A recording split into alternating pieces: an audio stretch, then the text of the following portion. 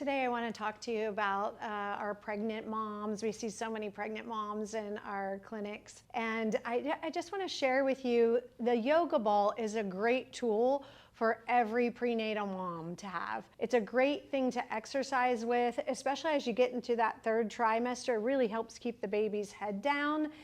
You want a ball that you can kind of blow up so that you have about 90 degrees. So you've got 90 degrees here and 90 degrees at your hips. That way you're positioned nice, and then you can control this rocking motion of your pelvis. This rock motion of your pelvis becomes super important because the sacrum, which is back here, right? That sacral area has to be able to move in order to help assist baby's head as it comes down the canal. So we want people to be able to do a posterior tilt so that you're rocked backwards. That helps accept baby's head.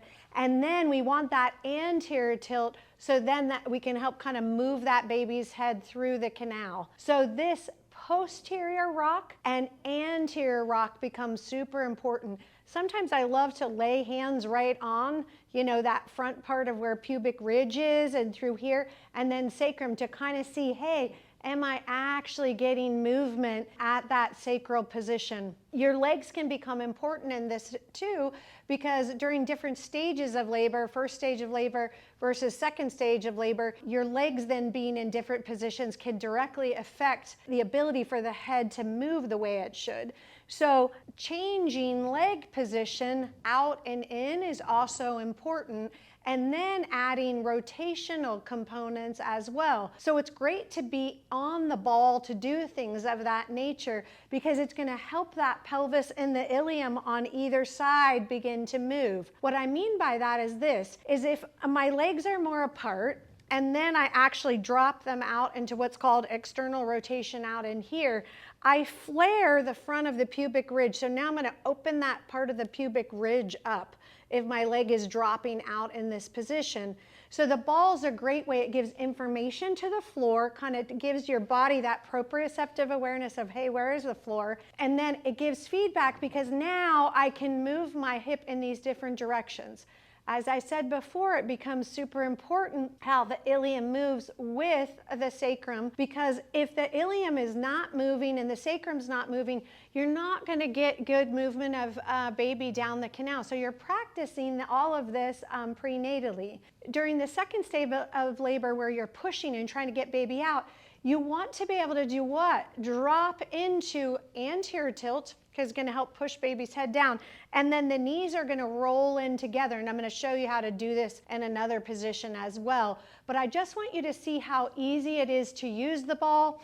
You can use the ball to loosen up the pelvis if it's too tight, and great circular motions.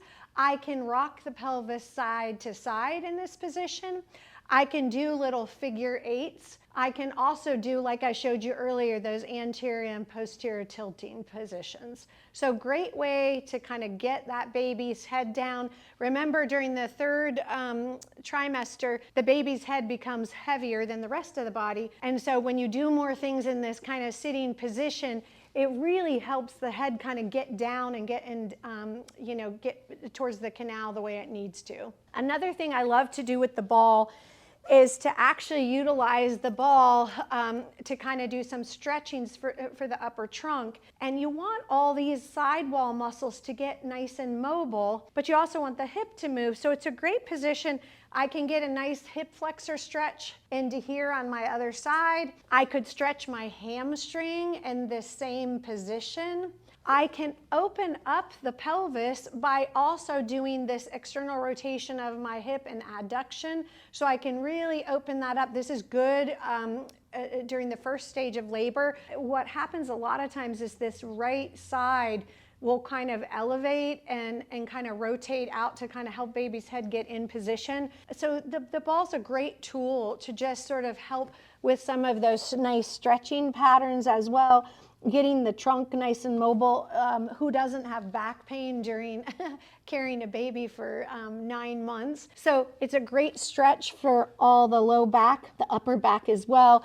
I can use the ball also to do a nice elongation with my trunk, so I can rotate each direction. And then I can also get on the ball to get prepped and ready So I can put hands, arms on the ball, you know, kind of, I could rest my chest here if I wanted to. I could be further away if I need to. But now I can spread knees apart. I can drop in.